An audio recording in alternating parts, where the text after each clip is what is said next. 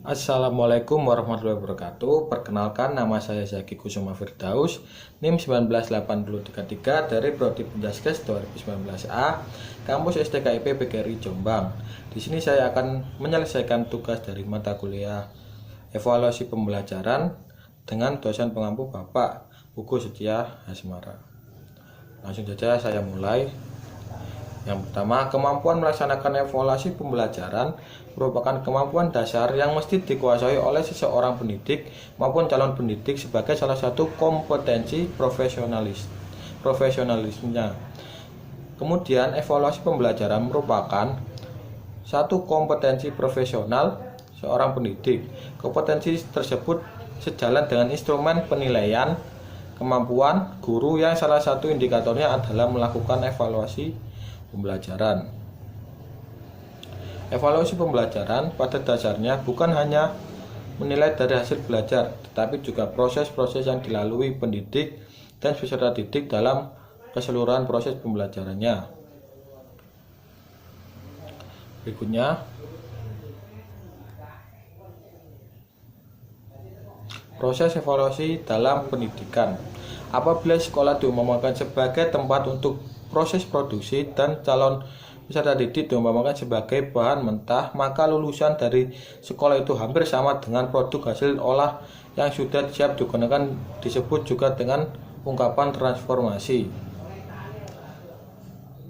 Dan unsur-unsur transformasi sekolah tersebut antara lain yang pertama guru dan personal lainnya, berikutnya metode mengajar dan sistem evaluasi, berikutnya lagi sarana penunjang dan sistem administrasi.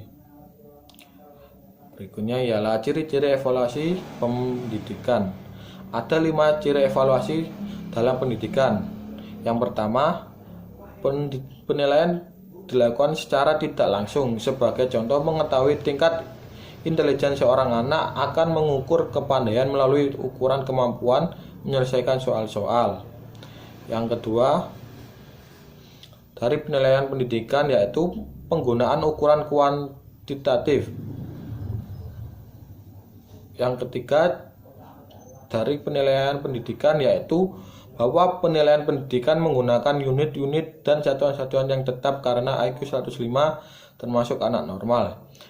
Yang keempat, dari penilaian pendidikan adalah bersifat relatif, artinya tidak sama atau tidak tetap dari satu waktu ke waktu yang lain. Dan yang terakhir ialah penilaian pendidikan adalah bahwa dalam penilaian pendidikan itu sering terjadi kesalahan-kesalahan atau sumber kesalahan atau juga sumber dari kesalahan materi tersebut. Berikutnya, tujuan dan fungsi evaluasi pembelajaran. Secara umum, tujuan evaluasi pembelajaran adalah untuk mengetahui keefektifan dan efisiensi dalam sistem pembelajaran secara luas atau menyeluruh. Sistem pembelajaran termasuk yaitu meliputi tujuan materi, metode, dan sumber belajar, lingkungan maupun sistem penilaian itu sendiri. Selain itu, evaluasi pembelajaran juga ditunjukkan untuk menilai efektivitas strategi pembelajaran.